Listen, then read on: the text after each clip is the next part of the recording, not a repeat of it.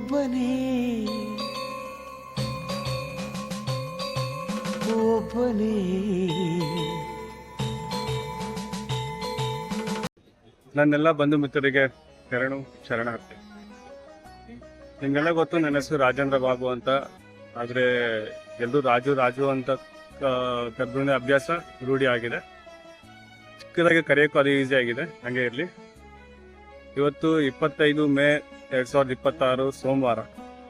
ನನ್ನ ಖುಷಿಗೋಸ್ಕರ ನಮ್ಮ ದಕ್ಷಿಣ ಕನ್ನಡ ಜಿಲ್ಲೆಯಲ್ಲಿರುವಂತಹ ಧರ್ಮಸ್ಥಳದಲ್ಲಿರುವ ಶ್ರೀ ಮಂಜುನಾಥ ಸ್ವಾಮಿ ದೇವಸ್ಥಾನಕ್ಕೆ ಬಂದಿದ್ದೀನಿ. ಬೆಳಗ್ಗೆ 5:30 ದರ್ಶನ ನಿಂತು 8:15 ಆಚೆ ಬಂದ್ಬಿಟ್ಟೆ. ಅಂದರೆ ಆಲ್ಮೋಸ್ಟ್ 2:45 ಗಂಟೆ ಅಷ್ಟರಲ್ಲಿ ದರ್ಶನ ಮುಗೀತು.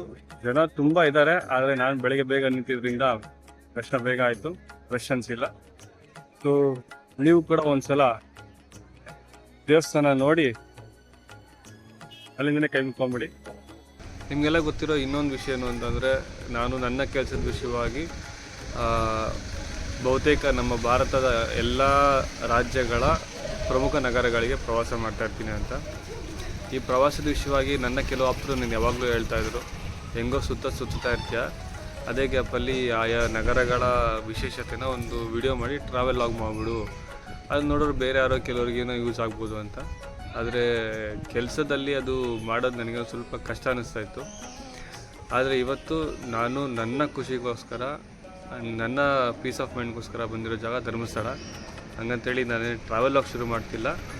ಯಾಕೆ ಅಂದರೆ ಟ್ರಾವೆಲ್ ಲಾಗ್ ಮಾಡೋದ್ರಿಂದ ನನಗಂತೂ ಸಂತೃಪ್ತಿ ಸಿಗಲ್ಲ, ಖುಷಿನೂ ಸಿಗಲ್ಲ. ಅದಕ್ಕೆ ನನಗೆ ಯಾವುದು ಇಷ್ಟ ಆಗುತ್ತೆ, ನನ್ನ ಮನಸ್ಸಿಗೆ ಯಾವ್ದು ಸಂತೋಷ ಕೊಡುತ್ತೆ ಆ್ಯಂಡ್ ನನಗೆ ಯಾವ್ದು ಸರಿ ಅನಿಸುತ್ತೆ ಆ ವಿಷಯಗಳ ಬಗ್ಗೆ ವಿಡಿಯೋಸ್ ಮಾಡಿ ನನಗೋಸ್ಕರ ಸೋಷಿಯಲ್ ಮೀಡಿಯಾಗಳಲ್ಲಿ ಅಪ್ಲೋಡ್ ಮಾಡ್ಕೊಳ್ಳೋಣ ಅಂತ ಇವತ್ತು ಡಿಸೈಡ್ ಆಗಿದ್ದೀನಿ. ಆ ವಿಷಯಗಳ ಬಗ್ಗೆ ಮುಂದೆ ತಿಳ್ಕೊತಾ ಹೋಗೋಣ. ಇನ್ ಕೇಸ್ ಆ ವಿಷಯಗಳನ್ನ ನಾವು ಯಾರೆಲ್ಲ ನೋಡಿದ್ಮೇಲೆ ನಿಮಗೂ ಕೂಡ ಆ ವಿಷಯ ಸರಿ ಆ್ಯಂಡ್ ಸಂತೋಷ ಕೊಟ್ಟು ಅದು ಖುಷಿ ಕೊಡುತ್ತೆ ಅಂತಂದರೆ ಇನ್ನೂ ಒಳ್ಳೆಯದು.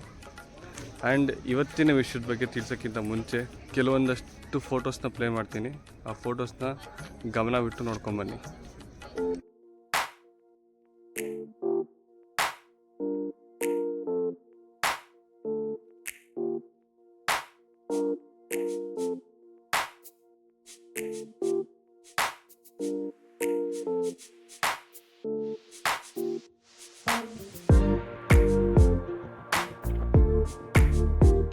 ಫೋಟೋಸ್ ನೋಡಿದ್ಮೇಲೆ ನಿಮಗೆಲ್ಲ ಏನಿಸ್ತು ಗೊತ್ತಿಲ್ಲ, ಆದರೆ ಈ ಪರಿಸ್ಥಿತಿ ನೋಡಿ ನನ್ನ ತಲೆಗೆ ಬಂದಂಥ ಮೊಟ್ಟ ಮೊದಲ ಅಂಶ ಸ್ವಚ್ಛತೆ.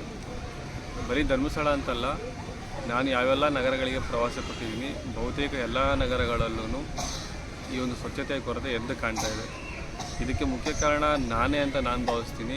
ಯಾಕೆ ಅಂತಂದರೆ, ನನಗೆ ಬುದ್ಧಿ ಬಂದಾಗಲಿಂದನೂ ನಾನು ನನ್ನ ಸುತ್ತಮುತ್ತಲಿನ ಜಾಗನ ಸ್ವಚ್ಛವಾಗಿ ಇಟ್ಕೊಂಡಿದ್ದೀನಿ, ಅದನ್ನೇ ಮುಂದೆ ಕಾಪಾಡ್ಕೊಂಡು ಕೂಡ ಬರ್ತೀನಿ. ಆದರೆ ಇದೇ ವಿಷಯನ ಇನ್ನೊಬ್ಬರಿಗೆ, ನನ್ನ ಅಕ್ಕಪಕ್ಕ ಇರೋರಿಗೆ ಒತ್ತಾಯಪೂರ್ವಕ ಹೇಳಿಲ್ಲ ಅಥವಾ ಅವರಿಗೆ ಸ್ವಚ್ಛತೆ ಬಗ್ಗೆ ಮನವರಿಕೆ ಮಾಡಿಲ್ಲ. ಇವತ್ತಿಂದ ನಾನು ಅನ್ಕೊತಾ ಇರೋದೇನು ಅಂತಂದರೆ, ನನ್ನ ಕಣ್ಮುಂದೆ ಅಥವಾ ನನ್ನ ಗಮನಕ್ಕೆ ಬಂದಂತೆ ಯಾವುದೇ ವ್ಯಕ್ತಿ ಸ್ವಚ್ಛತೆಯನ್ನು ಹಾಳು ಮಾಡ್ತಾ ಇದ್ದಾನೆ ಅಂತಂದರೆ ಆ ವ್ಯಕ್ತಿಗೆ ಸ್ವಚ್ಛತೆಯ ಬಗ್ಗೆ ಅರಿವು ಮೂಡಿಸಿ ಇನ್ನು ಮುಂದೆ ಆ ಕ್ಷಣದಿಂದ ಮುಂದಕ್ಕೆ ಆ ಒಂದು ತಪ್ಪನ್ನು ಮಾಡದೇ ಇರೋ ರೀತಿ ಆದಷ್ಟು ಗಮನ ವಹಿಸಬೇಕು ಅಂತ ನನ್ನ ನಿರ್ಧಾರ ತೊಗೊಂಡಿದ್ದೀನಿ. ಇಷ್ಟು ಪಾಯಿಂಟ್ಸು ಮತ್ತು ನಾನು ಇವತ್ತೇನು ನಿರ್ಧಾರ ತೊಗೊಂಡೆ, ಈ ವಿಷಯನ ಒಂದಷ್ಟು ಜನಕ್ಕೆ ತಿಳಿಸಿದ್ರೆ ಒಳ್ಳೆಯದು ಅಂತ ಅನ್ನಿಸ್ತು. ಆ ಥರ ತಿಳಿಸೋದಕ್ಕೆ ಒಂದು ಮೀಡಿಯಾ ಬೇಕು. ಆ ಮೀಡಿಯಾ ಪ್ಲ್ಯಾಟ್ಫಾರ್ಮ್ ಆಗಿ ನಾನು ಯೂಟ್ಯೂಬ್ನಲ್ಲಿ ಯೂಸ್ ಮಾಡ್ತಾ ಇದ್ದೀನಿ. ಯೂಟ್ಯೂಬ್ನಲ್ಲಿ ನನ್ನ ಸೋಷಿಯಲ್ ರೆಸ್ಪಾನ್ಸಿಬಿಲಿಟಿ ಅಂತ ಒಂದು ಚಾನಲ್ ಓಪನ್ ಮಾಡಿದ್ದೀನಿ. ಇದರಲ್ಲಿ ಇದೇ ರೀತಿ ಮುಂದೆ ಯಾವುದಾದ್ರು ನನಗೆ ಸಮಾಜಕ್ಕೆ ಉಪಯೋಗ ಆಗುವಂಥ ಒಂದು ಥಾಟ್ ಬಂತು ಅಂದರೆ ಆ ವಿಷಯವಾಗಿ ವಿಡಿಯೋ ಮಾಡಿ ಅಪ್ಲೋಡ್ ಮಾಡ್ತಾ ಇರ್ತೀನಿ. ಆ್ಯಂಡ್ ಈ ನನ್ನ ಸೋಷಿಯಲ್ ರೆಸ್ಪಾನ್ಸಿಬಿಲಿಟಿ ಅಂತ ಯೂಟ್ಯೂಬ್ನಿಂದ ಸುಮ್ಮನೆ ಇಟ್ಟಿರಲ್ಲ. ಈ ಒಂದು ಚಾನಲ್ ಅಥವಾ ಈ ವಿಡಿಯೋಸ್ನ ನೋಡೋ ಪ್ರತಿಯೊಬ್ಬರೂ ನನ್ನ ಸೋಷಿಯಲ್ ರೆಸ್ಪಾನ್ಸಿಬಿಲಿಟಿ ಅಂತ ಅಂದ್ಕೊಂಡು ಸಮಾಜಕ್ಕೆ ಉಪಯೋಗ ಆಗುವಂಥ ಯಾವುದಾದ್ರು ಒಂದು ಸಣ್ಣ ಸಹಾಯ ಮಾಡೋದು, ಅದು ಸೊಸೈಟಿ ಸಮಾಜದಲ್ಲಿ ತುಂಬ ದೊಡ್ಡ ಬದಲಾವಣೆ ತರುತ್ತೆ ಅಂತ ಹೇಳ್ತಾ, ಜೈ ಶ್ರೀರಾಮ್.